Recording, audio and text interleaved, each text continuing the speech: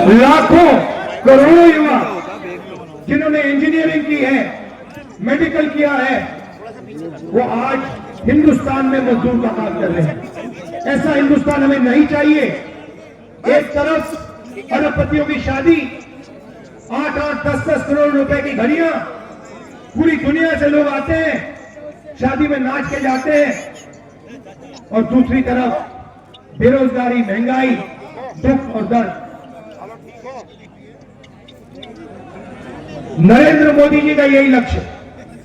अच्छा, लड़ाई चल रही थी, एक तरफ नरेंद्र मोदी, एक तरफ कांग्रेस पार्टी, बीच में अचानक से ऐसे खंबे पे केजरीवाल जी चढ़ के उतरे, खट ऊपर तक। ये मेरा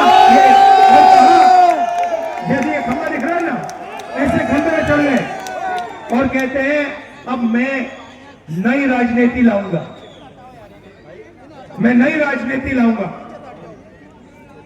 भ्रष्टाचार मिटाऊंगा, दारू की फैक्ट्री बनाऊंगा, भाईचारा लाऊंगा, यमुना का और दिल्ली का पानी साफ करूंगा। ये देखिए, ये आपका पीने का पानी है,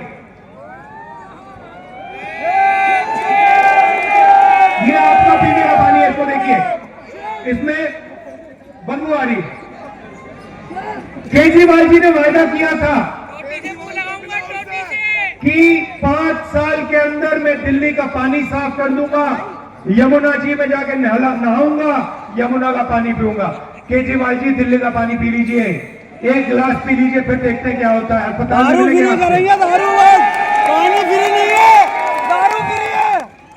कहते हैं मैं गरीबों की राजनीति करूंगा, मैं कमजोर वर्गों की राजनीति करूंगा। यह है केजरीवाल जी की टीम।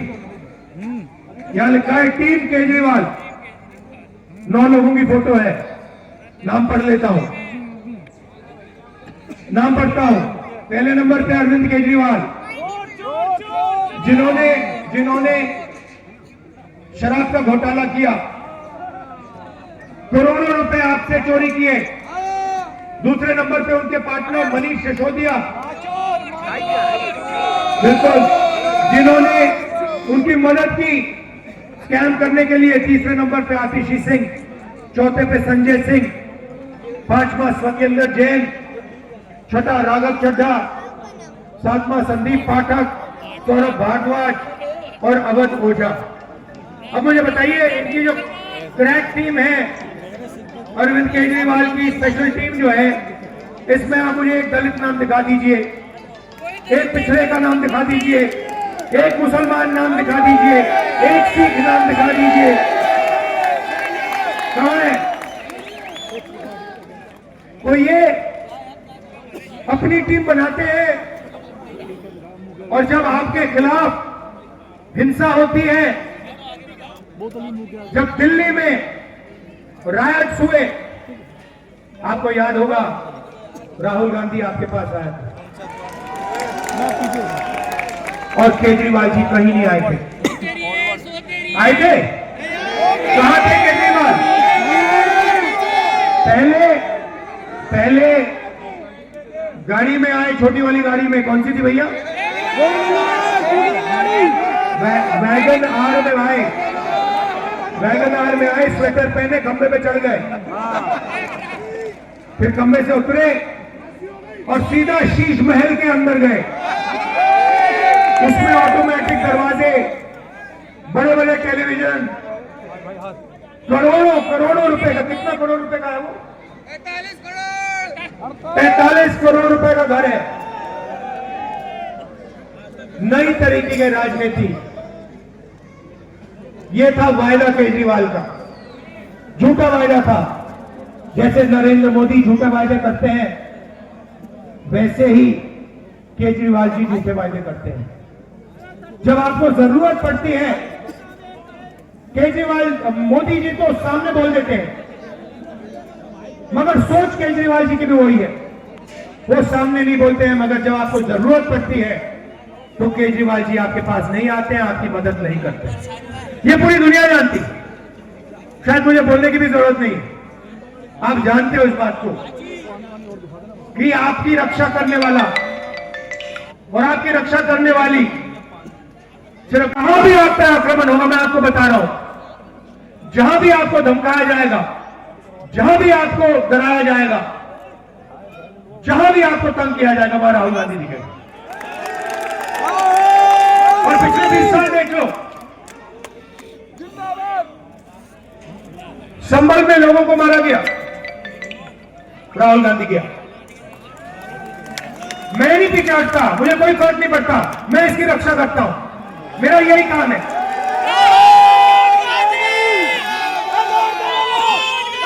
तो ये मैं आपसे कहना चाहता था कि इसमें किसी इस देश में किसी को डर नहीं लगना चाहिए। सब लोगों को सपने देखने का, रोजगार का अधिकार है, प्यार से रहने का अधिकार है, ये संविधान देता है और ये आपने लड़कर ये संविधान बनाया है। इसीलिए हम इस संविधान की रक्षा करते हैं। गांधी जी ने, अंबेडकर जी ने इसे बनाया, नेहरू जी ने इसे बनाया, आपके साथ मिलकर सालों जेल काटे, पूरी जिंदगी संविधान बनाने में दी, और आज मोहन भगवत जैसा आदमी कहता है कि संविधान का कोई मतलब ही नहीं है। आजादी तो हमें 1947 में नहीं मिली, आजादी तो हमें अभी मिली। मैं यहां आपसे कहना चाहता हूं, आप भूलिए मत,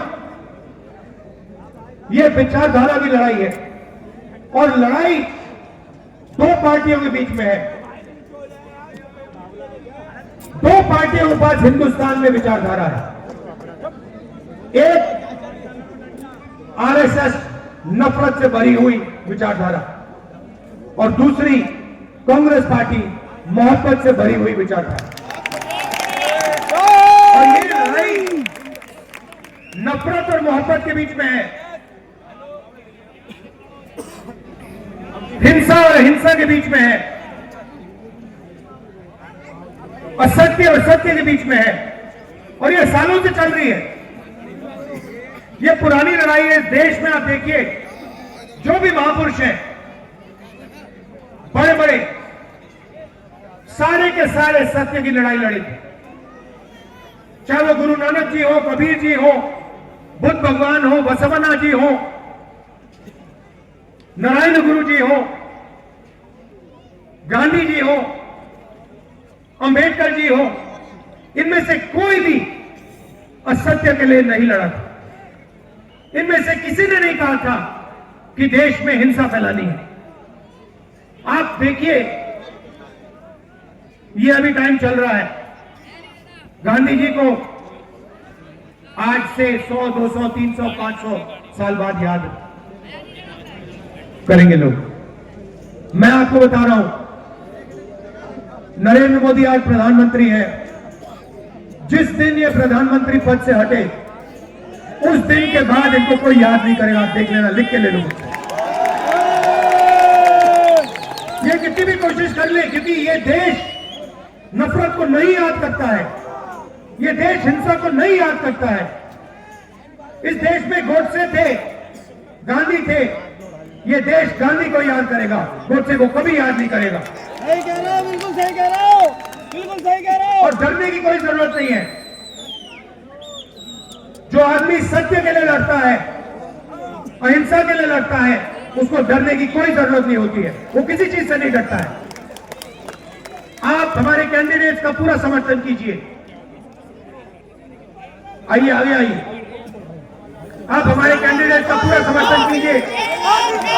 यहां पर कांग्रेस पार्टी की सरकार बनाइए। याद रखिए, शीला जी ने जो काम किया था, दिल्ली के लिए काम जो किया था, इंफ्रास्ट्रक्चर का काम, गरीबों का काम, याद रखिए कांग्रेस पार्टी ने आपके लिए क्या किया।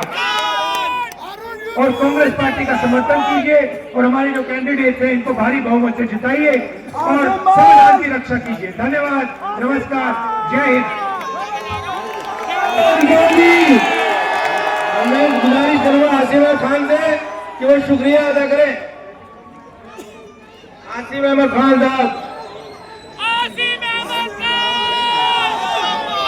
पहले बयान दिया कि 1947 15 अगस्त को आजादी नहीं मिली, सच्ची आजादी नरेंद्र मोदी जी के समय मिली। तो साफ खुलकर वो कह रहे हैं कि वो संविधान को नहीं मानते हैं और संविधान को खत्म करना चाहते हैं। भाइयों और बहनों, आपने ये सब लड़ाई देखी है। मैं आपसे एक सवाल पूछना चाहता हूं। जब भी कमजोर लोगों पर मुसलमान और दूसरी तरफ मोहब्बत, एकता, भाईचारा, रिस्पेक्ट, संविधान और कांग्रेस पार्टी, ये आप भूलिए मत। ये विचारधारा की लड़ाई है। हम कहते हैं कि संविधान से हिंदुस्तान चलना चाहिए। संविधान में लिखा है कि हर धर्म की, हर जात की, हर भाषा की रिस्पेक्ट होनी चाहिए, प्रोटेक्शन होनी चाहिए।